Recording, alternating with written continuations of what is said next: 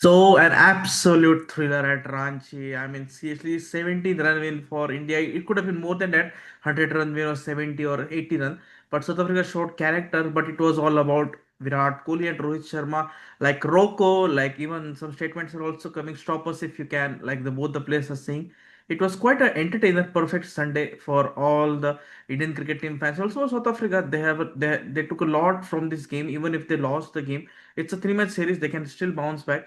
So in the panel today we have got Ayan Chatterjee and Anup Konnur sir. So Ayan, like a perfect ODI game, I would say. Like everyone is saying ODI cricket is dying. There are not many matches, but whichever matches are happening, they are blockbuster. Even you remember that England South Africa game second ODI match. It was quite a nail biter one. Even Australia South Africa ODI series was also a good one. Like we are witnessing back to back now three ODI series very good. Even Bangladesh West Indies was also good one.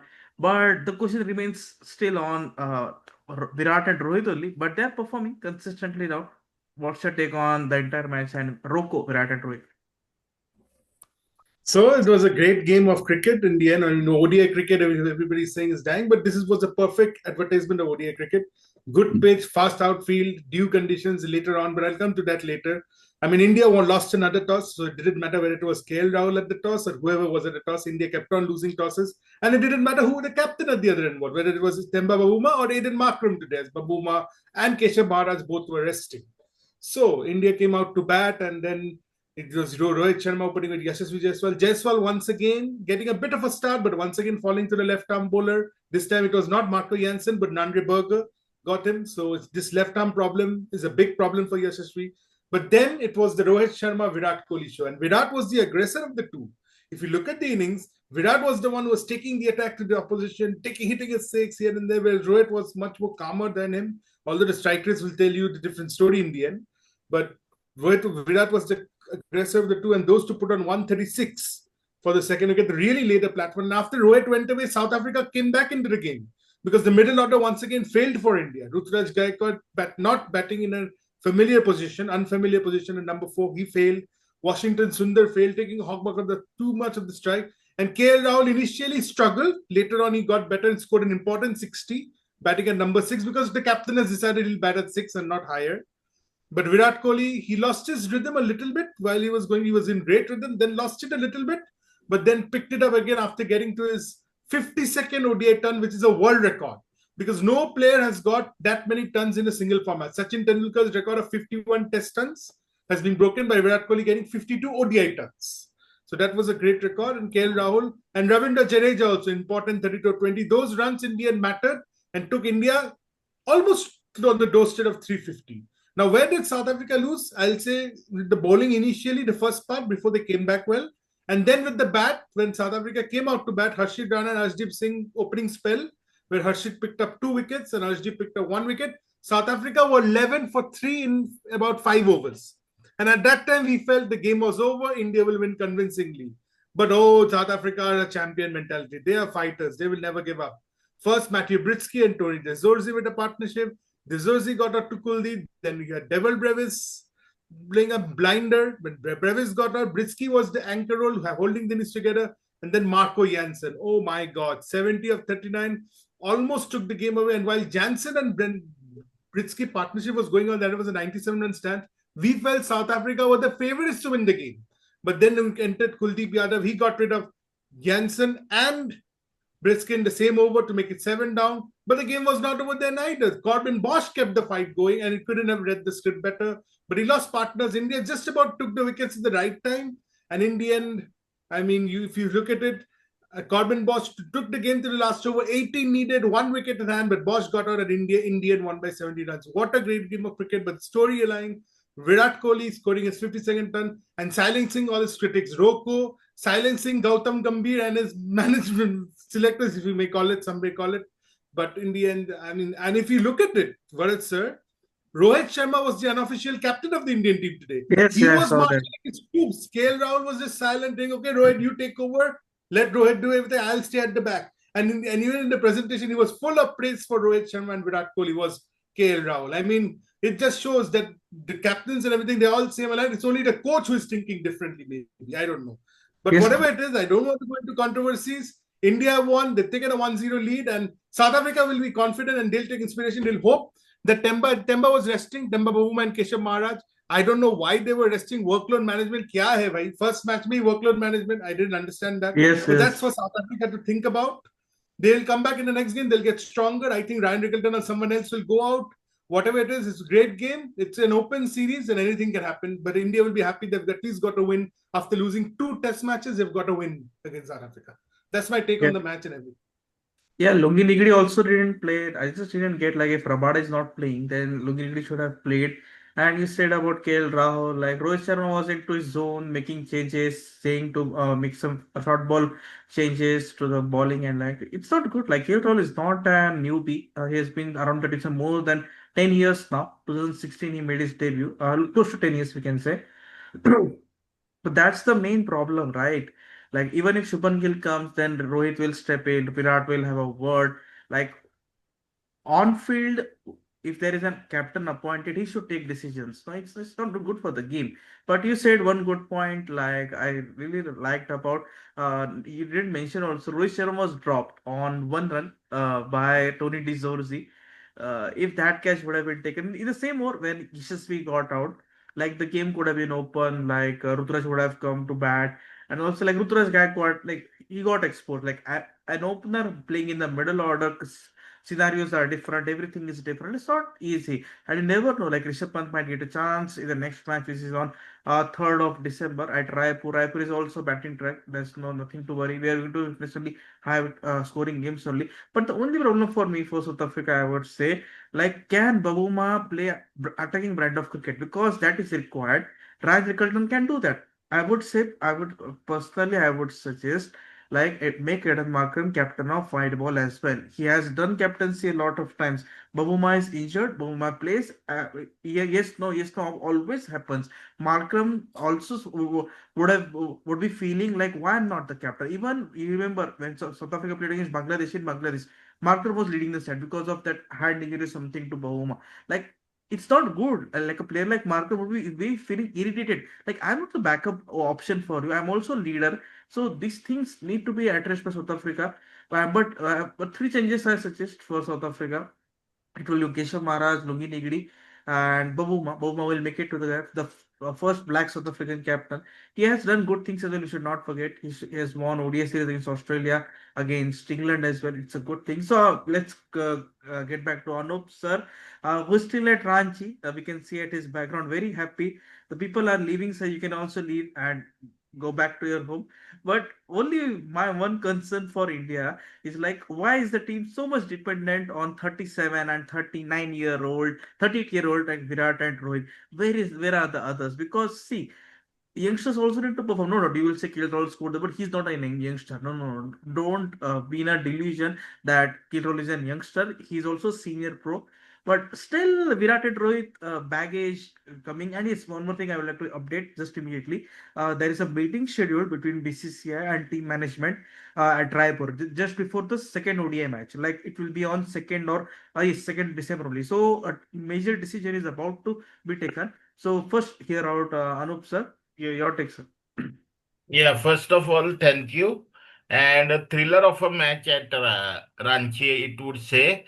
And and Varad sir, as you had mentioned, I would not make that mistake because I am not that silly to call KL Rahul a young man. So he is a quite experienced one-day campaigner as well. And today it literally proved in sentence like experience does matter in cricket. Any format you take, experience doesn't matter because if you see the Indian batting, all the four performers were the experienced guys. Rohit Sharma 57, Virat Kohli 135, KL Rahul 60, and Ravindra Jadeja 32. So all the major chunk of runs came from the experience, and that was enough. And even when in the bowling, it was like the experience of Kuldeep Yadav which helped India survive. So experience matter in then saying so. Ayan has described whole of the match by 2 points which were critical in the match for South Africa. Our first was at the toss when the pitch report was there and the pitch was selected for the match. The pitch was hard bind. so the ball was easier to thumb on the bat, and there was a dew factor in the end as well. In the night, early dew used to thumb. And on what earth did South Africa took the decision of playing four seamers on a pitch where the ball started tipping low in the fad end? That decision baffled me first of all. Second decision, as you said, Temba Bavuma, as of now in recent ODIs also, his occurrence is not that frequent in ODIs as a captain. He plays one or two matches, or then he sits down. Otherwise, he sits one matches. He play only one match. So what's up to him? Does he doesn't want to captain a ODI side?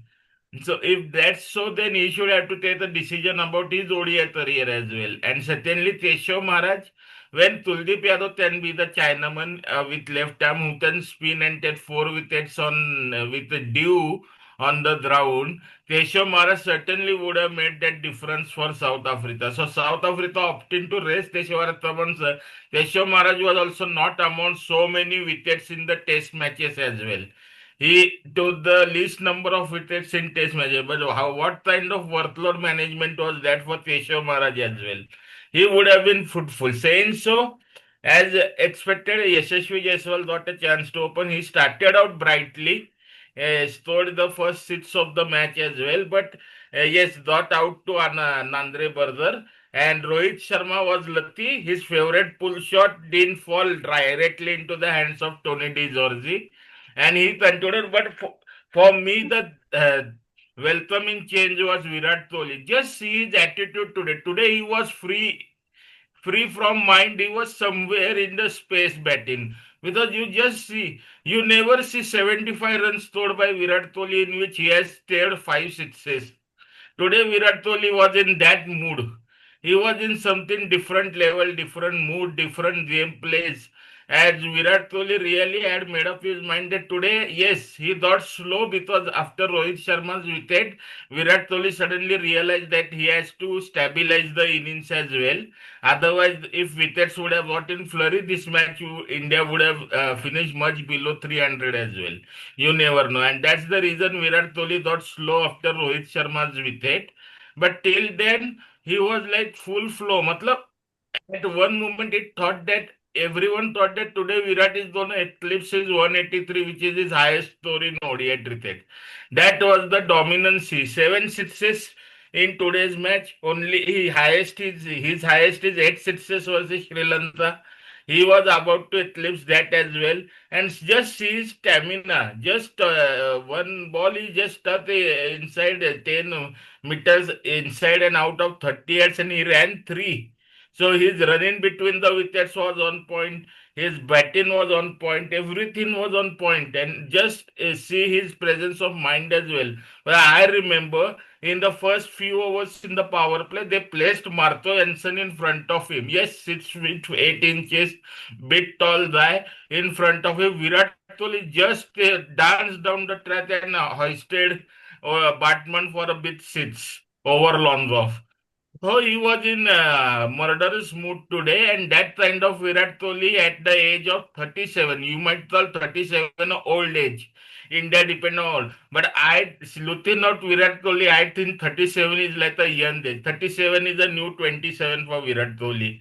He is not going anywhere. 52nd international century, more than any other in the world in one day cricket as well, and 83rd international century, only second highest to Sachin Tendulkar, who has 100 international centuries. So Virat is certified GOAT in ODI cricket now. No one can deny him, and he every shot today, as Ayan mentioned, every shot of him was a slap on the face of Gigi and I might say Ajit Adarkar. That come on, you guys are taking me out of the 2027 World Cup. I am nowhere to go. I am just the business. Saying so, India's inexperience in fast bowling showed. And after, yes, they started well, 11 for 3. And for a change, Gambhir's adopted son Harshit Rana, he started well.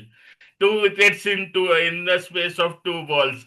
Quinton de Kock, the experienced guy, goes on a duck, and Rand Rickleton, the experienced another South African, goes on a duck. Harshit Rana was full on fire, which made a Gambhir at least happy. Chalo, तो ही तो नहीं, मेरा हर्षित राणा चल रहा है.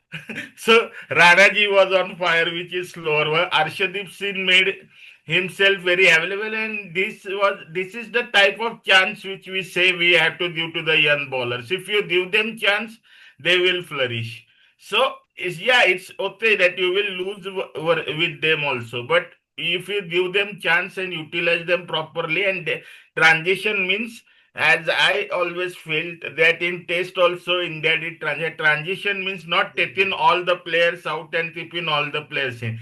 Transition means keep some senior players in, let's develop a new player set of players, and then the senior players might retire. That's the proper transition. So Ruturaj Gaikwad, as we say, is number 4 position, and in the pre-press conference, Rahul has mentioned that Rishabh Pant might play today's match and don't wicket tipping loss. But Ruturaj came as number 4 due to his performance versus South Africa A one day series where he scored a century and a half century. Same like Dhruv Jurel did versus South Africa A in red ball format. So on that performance, Ruturaj Gaikwad came in, but he was undone. I won't say it was his mistake. It was one of a blinder, a Superman effort from Dewald Brevis that took his wicket. So it was actually Brevis wicket more than that of Otnil Batman. So overall, South Africa struggled at the start, 11 for 3 in the power play, but Tony D. Zorzi, his record against India is very good. 4 matches, 400 plus runs he already has scored versus India. So he started well, and Matthew Bristy, he is one of the insane, consistent form in ODI cricket. 10 matches, 6 half centuries. That's Matthew Bristy for you. First started a small partnership. Then Dewar Brevis came in actual form. This guy doesn't know how to hit boundaries or take single double. He only deals in sixes. 30 of 19 balls, another 50 runs partnership.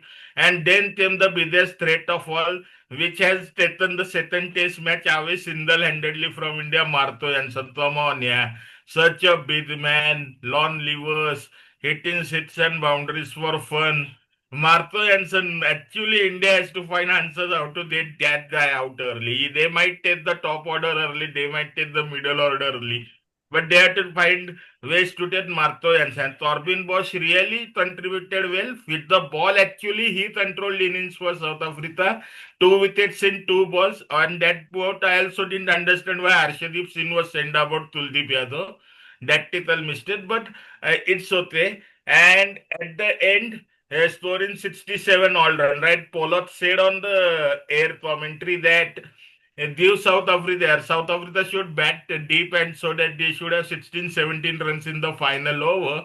And they did exactly that, 18 runs in the final over. Apparently, Prasidh Krishna saved the day for India to the wicket, because at the end, when it was 8 down after Subrayan thought it was all over, because only Corbin Bosch was there, and Nandre Bardar and Otnil Batman are not too much with the bat. So it was a big ask for them. So the match was over after Subrayan wicket. It was only till dependent on Corbin Bosch, who tried his level best, scored his maiden half century, but at the end it was 17 runs short. So on the whole, it was like we can underline this match as like experience won it for India. And now, if Gigi is wise enough or not egoistic to understand the theme of things, he should at least stop questioning Virat Kohli and Rohit Sharma's contribution in ODI cricket, because these guys are carrying the mantle of Indian cricket over last 15 years, and today also it proved that without them Indian cricket team is zero, at least in white ball cricket as well. So they we at least for next 1 or 2 years these guys needs to continue. Then they might retire, but till then the transition will be smooth. Then there won't be an issue. And they both, with their form, their fitness, both of them, they are showing the resilience, because Rohit Sharma, it's like after Australia two matches, 173, 100, everyone thought 35 days gap it would be a fluke, but today Rohit Sharma proved the form in Australia was not a fluke. He just continued his good, and as Ayan mentioned, he was an unofficial captain, because before the match in the huddle, Rohit Sharma was speaking and encouraging the players out there. Fielding settings, Rohit Sharma was telling Kuldeep Yadav where to ball, where to land. He was setting the field. He is the pressure of TL Rahul very much, and TL Rahul respects them much more than any other because for them they both are the senior ones. So Rohit Sharma was the unofficial captain of India, and even he was more happy for Virat Kohli today's story in a century. So these two guys will go hand in hand in one day. So that's that, and thank you to MS Dhoni as well. Party में क्या खिलाया उसने विराट तो पता नहीं, but we got to witness a vintage Virat Kohli today. Yes, like That's my the yes, the old friends got reunited, and also Saurabh Tiwari, who is the Jharkhand Cricket Association member, or is a very good pivotal figure.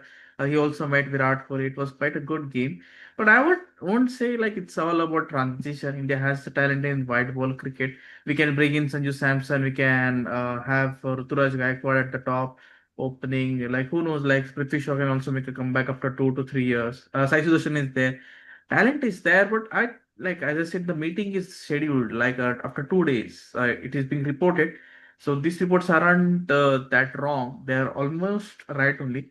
So something will be done, and I don't think like Gautam Gambhir or Ajit Agarwal will be removed or sacked. It's not easy to do it just before 2 to 3 months. A new selection panel head and a head coach coming up. Some tough talks will be done, but I would personally say Virat Rohit has done a lot for Indian cricket, for world cricket as well. We can say they can easily walk away, and they should walk away. Many people will not like my statement, but the team then only will grow. You will say 2027 World Cup, okay, you will play, but what after that? It takes 4 to 6 years to build up a team. I will give you one example.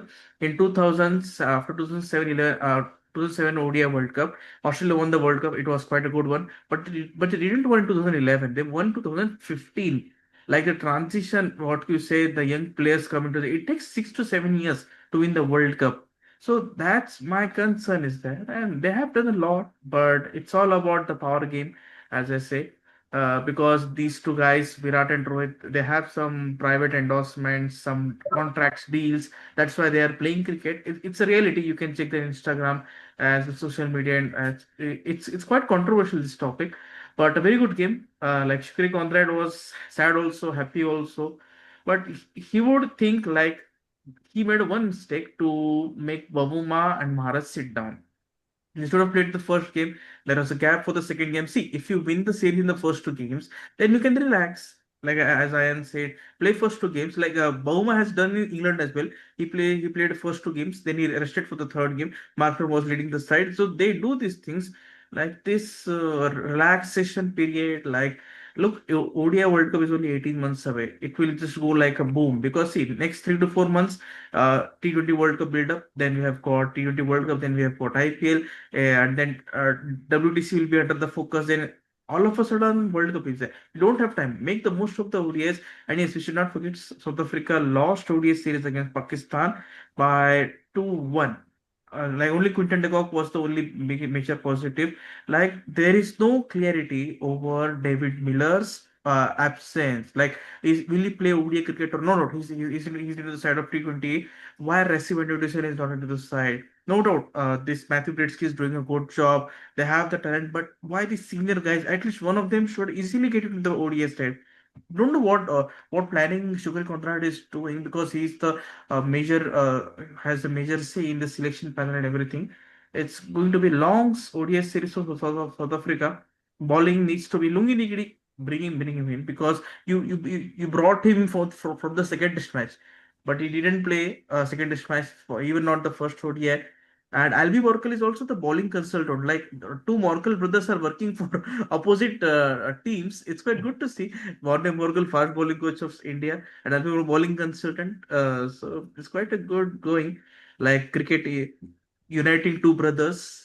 It's quite a yes. So next match is in Raipur. Another batting track. Be ready because batting track is only happening. There only high scoring games happen. India played with 3 spinners, but Washington Sundar was just what you can sixth or seventh option. Like he didn't got to bowl 6 7 overs. India's pitch attack is very inexperienced though. Harshit Rana took wickets that happened very good. He came around the wicket. He bowled Ryan Rickelton and Quinton de Kock. But Quinton de Kock is not a number three batter. No, no, no. Make him open the batting. Rickelton could have played at number three. They made a mistake at that position as well. And also, Eden Markham didn't bowl. Like he could have got a wicket, slow down the things. Like Markham, even during the toss time said, I'm also the spinners. Then don't know what happened. He just went with the pace, and that Zubair was there. He was like getting thrashed by Virat and Rohit. It was quite hammering, but a very good Sunday for Indian cricket team and also for South Africa. Need to bounce back quickly. It's not a five-match series; it's a three-match series only. So stay tuned with us. We'll be back with the second match post-match analysis as well. If you ask about my prediction, I want South Africa to fight back so that we'll have a good what you call decider game on Saturday. Next week Saturday, I'm saying because it's past midnight now in Indian Standard Time. We are also going to cover New Zealand West Indies. The time for that is 3:30 a.m. In the morning. Don't worry. We will give you the coverage of that as well. It's going to be a good New Zealand's home season as well. And also one update. Andre Russell has joined KKR as a power hitting coach, like a new terminology. Bangladesh also started at power hitting coach, but Russell into the KKR, like he could have played for another franchisee. Something is fishy, if you ask me. But that's cricket, however, because Faf also left uh, DC and then now going to PSL and now KKR. Andre Russell going to KKR as a support staff, and also it's going to be a good auction as well in a couple 2 weeks time. 16th is the auction date at Abu Dhabi. So let's see how it goes at. So thank you, Ayan and Anup. Only two aces in the video. So thank you everyone.